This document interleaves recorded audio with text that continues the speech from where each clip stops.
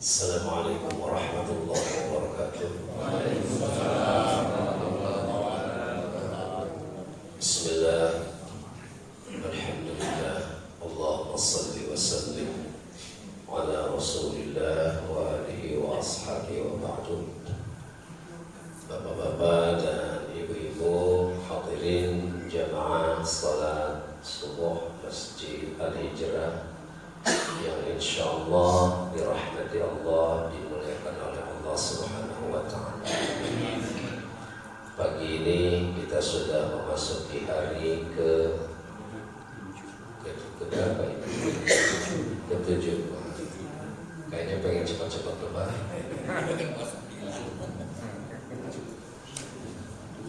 Kalau dihitung-hitung lama ya. Jadi jangan dihitung-hitung biar lewat begitu aja. Pokoknya puasa aja gitu. Alhamdulillah kita sudah memasuki hari ke-7 di bulan Ramadan. Mudah-mudahan kita bisa istiqomah dengan ibadah-ibadah lainnya, khususnya ibadah shaum, puasa Ramadan yang penuh berkah, puasa Ramadan yang penuh dengan kemuliaan, puasa Ramadan yang insyaallah akan menghapuskan dosa-dosa kita. Selalu harapan kita kepada Allah untuk meminta, memohon, mengharap ridhonya, ampunannya dan hidayahnya. Amin ya rabbal alamin. Saudara hadirin, kita sudah pada pembahasan kita yang ketiga. Yang pertama, kalau salam wajib dijawab, kalau diundang wajib didatangi. Yang ketiga, wa idzastansahaka fansahhu. Kalau ada orang yang meminta nasihat, maka wajib dinasihati. Bahasa Nabi, wa idzastansahaka. Kalau diminta nasihat, maka wajib kita menyampaikan nasihat itu. Kalau tidak diminta, tidak wajib menyampaikan nasihat itu. Saudara hadirin, kata nasaha artinya hidayah, petunjuk, pesan-pesan baik, bimbingan pada jalan kebaikan, itu nasihat. Jadi nasihat itu identik dengan pesan-pesan yang muatannya kebaikan-kebaikan,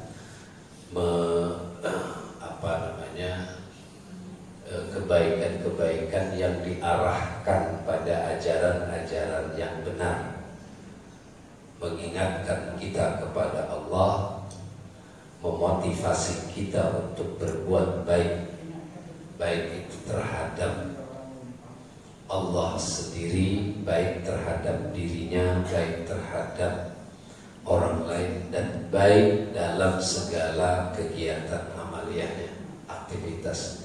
Itu makna dari kata nasihat. Sederhananya, nasihat adalah pesan-pesan moral yang berisi kebaikan-kebaikan, itu nasihat. Jadi kalau ada pandangan, saran, titah, perintah, masukan yang isinya keburukan, itu bukan nasihat. Jadi nasihat itu maknanya adalah pesan-pesan moral yang isinya kebaikan.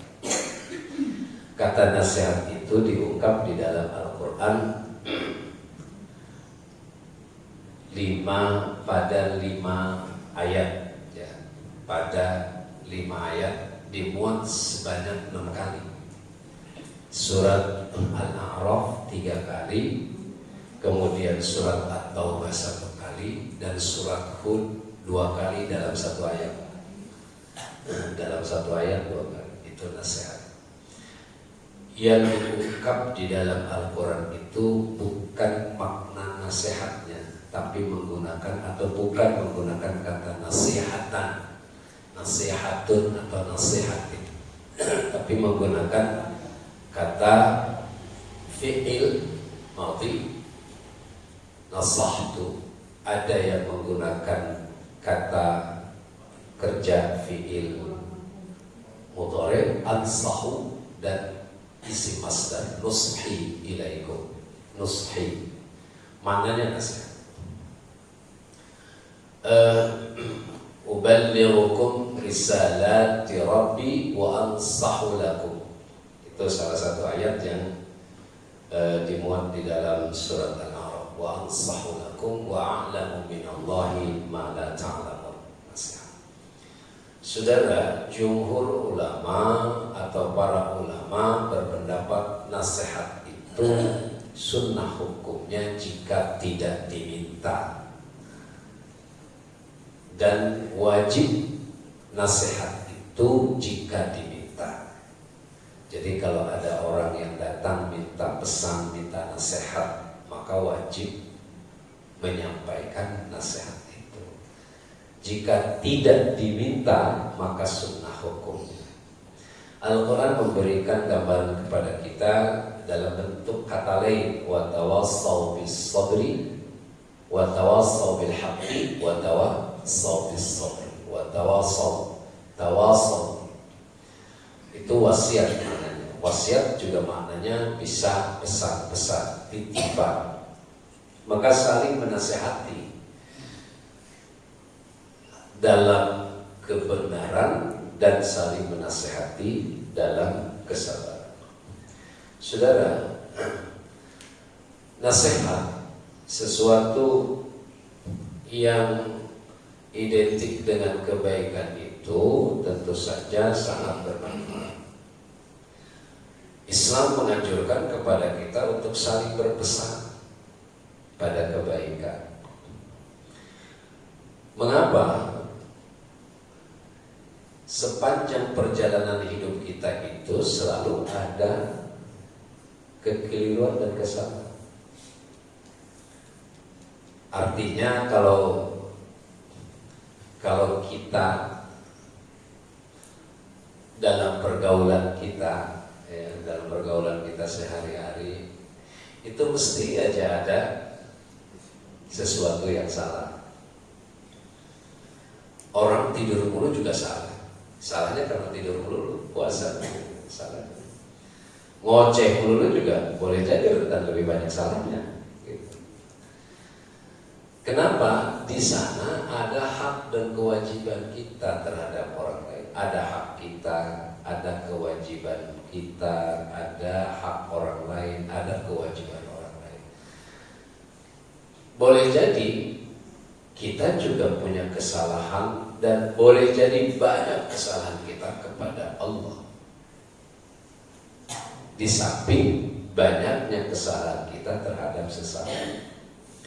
Ucapan misalnya, itu kadang-kadang ucapan kita tidak selalu lurus dengan perilaku kita, tidak selalu sejalan dengan sikap kita. Kita nasihati orang tapi kita belum benar. Kan seperti itu. Kita seringkali pandai juga memberikan pesan kepada orang lain tapi tidak bercermin pada diri kita. Itu juga banyak. Saya misalkan kayak gini, nasihati bapak-bapak nih pagi-pagi. Boleh jadi belum sejalan antara pesan yang saya sampaikan dengan sikap dan perilaku saya. Itu contoh. Nah, sepanjang perjalanan hidup manusia pasti ada kekeliruannya, karena memang manusia itu tidak akan pernah bebas dari kesalahan. Tidak akan pernah ada manusia yang tak bersalah, pasti bersalah. Kullu bani Adam khata'un wa khairul khata'ina at-tawwabun. Setiap manusia pasti salah. Dan orang yang terbaik adalah orang yang bertaubat atas kesalahannya itu. Mengakui kesalahannya itu orang yang paling baik. Maka fungsi nasihat itu adalah untuk meluruskan perilaku kita. Bersyukurlah kalau ada orang yang datang kepada kita, lalu memberikan nasihat kepada kita. Sesungguhnya nasihat itu sebuah hidayah, petunjuk bagi kita. Jangan ditolak. Kalau ada orang datang, Pak, bagaimana kabar? Gitu. Pernah melihat kesalahannya lalu disampaikan kekeliruannya itu disyukuri, karena ada orang yang mengingatkan kita saking sayang dan kasihnya kepada kita, maka beliau menyampaikan pesan itu. Apalagi kalau diminta, nah kayak yang beliau tadi itu sunnah hukumnya, menyampaikan pesan ketika melihat teman sahabatnya diingatkan atas perilakunya yang kurang bagus misalkan, itu sunnah menasehatinya. Tapi kalau diminta datang ke rumah kita, minta pesan, tolong dibimbing saya, tolong diajarkan saya, tolong titipkan hal-hal yang baik kepada saya, maka kita wajib menyampaikannya. Bapak dan Ibu, ternyata nasihat itu harus dilihat konteks suasana. Karena tidak semua orang menerima nasihat kita. Ada orang ujung-ujung kita datangi dinasehati, boleh jadi bosan, ngambek gitu. Gitu. Jadi harus dilihat konteks suasananya, konteks suasana hatinya, konteks suasana lingkungannya. Dan nasihat itu tidak perlu dipublikasikan. Datang setiap orang, datang dinasehati, ketemu orang dinasehati, ketemu orang dinasehati, itu juga tidak ideal, karena nasihat itu lebih cenderung rahasia antar individu, tidak publik, tidak dipublis, tidak dilihat orang. Karena itu akan merendahkan derajat orang. Jadi kalau kita datang sana, nasihat datang, sepertinya orang itu dianggap rendah begitu. Maka perlu buat kita ini, nasihat itu harus lihat timing, tepat waktu, tepat sasaran, tepat guna. Dalam kondisi dan situasi apa orang itu perlu didatangi oleh kita untuk disampaikan nasihat-nasihat itu. Itu yang pertama. Yang kedua, nasihat itu sesungguhnya dianjurkan oleh Nabi untuk disampaikan pada orang, karena lewat nasihat itu sesungguhnya pelajaran buat kita. Jadi kalau ada orang yang tidak pernah menasehati orang, sebenarnya dia tidak ingin pernah menjadi orang baik. Karena kalau kita nasihati orang, dia akan bercermin. Karena nasihat itu maknanya titipan moral yang baik, bisa petunjuk, bisa juga sebagai ibrah, pelajaran. Ibarat kita melempar bola kasti ke tembok, itu ujungnya akan kembali ke kita. Jadi biasa kita harus memberikan nasihat kepada orang lain, tapi lihat waktu, lihat situasi, lihat suasana hati. Jadi nasihat, dan itu akan kita petik nanti. Jadi akan berpikir begini, oh saya sering nasihati orang, saya harus baik. Kira-kira ibrahnya seperti itu. Ya, pelajaran yang bisa dipetik seperti itu. Yang ketiga, nasihat itu harus dimulai dari diri kita. Kalau kita menasehati orang lain sementara kita tidak melakukannya, maka akan menjadi bom buat dirinya, racun buat dirinya, akan menjadi fitnah buat dirinya. Orang nanti ketika dinasihati, lo aja begitu, gitu. Kan gitu, gak enak juga gitu kan. Lu suruh hafalin Quran, lu aja gak hafal, baca Quran juga kagak gitu kan. Itu kan tidak nyaman, jadi fitnah. Ya. Jadi betul kata Nabi, ibda binafsi, mulai dari diri kita. Ibda binafsi, awali dulu dari diri kita sebelum kita menyampaikan kepada Nabi. Kenapa kalau Rasul sering memberikan nasihat? Karena Nabi itu contoh.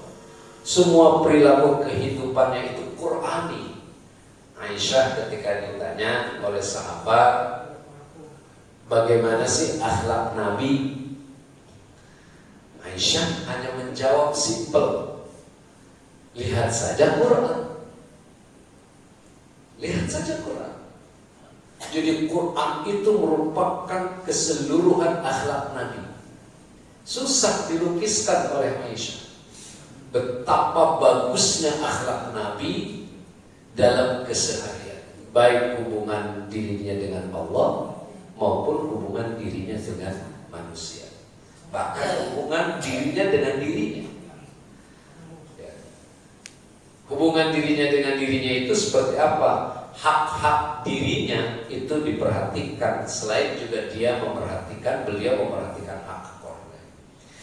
Contoh misalkan Nabi pernah menyampaikan, akrimu sya'rakum, hormati itu rambutmu, gitu. Itu kan hak diri. Inna lil jasadi haqqun, di dalam dirimu itu ada hak. Kalau lapar makan, haus minum, kecuali bulan puasa di siang hari, gitu. Ada.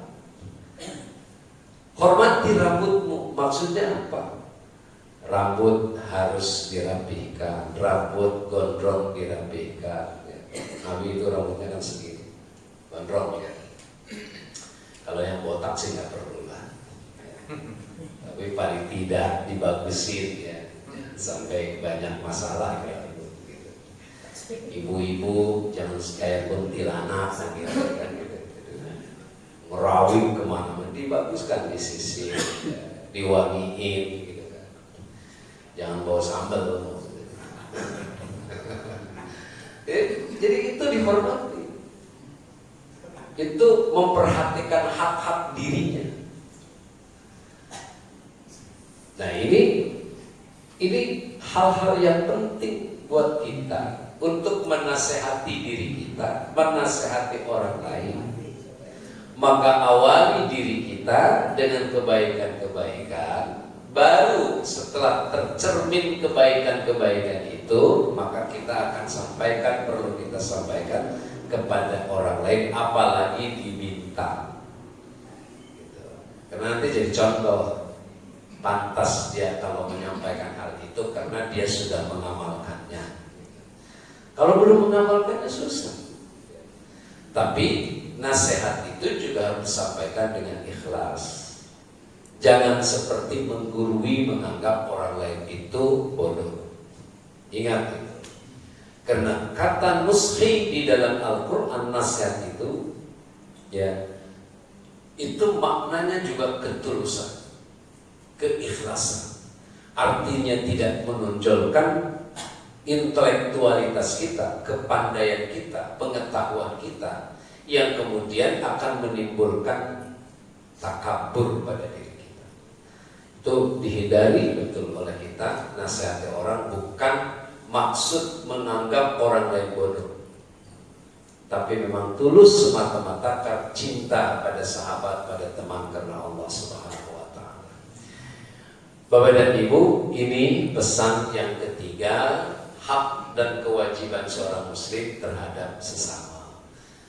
Ya, yang ketiga, idas dan sahaka fansahu. Mari kita sama-sama untuk menasihati diri kita, menasihati sahabat-sahabat kita, apalagi kalau diminta mengingatkan teman dan sahabat kita agar semuanya menjadi baik, sehingga satu lingkungan, komunitas, masyarakat menjadi orang-orang yang saleh dan salehah. Dan mari kita bersalawat pagi hari ke-7 Ramadan ini. Semoga Allah menganugerahkan hikmah, keberkahan, kemuliaan kepada kita semua. Bismillahirrahmanirrahim. Allahumma salli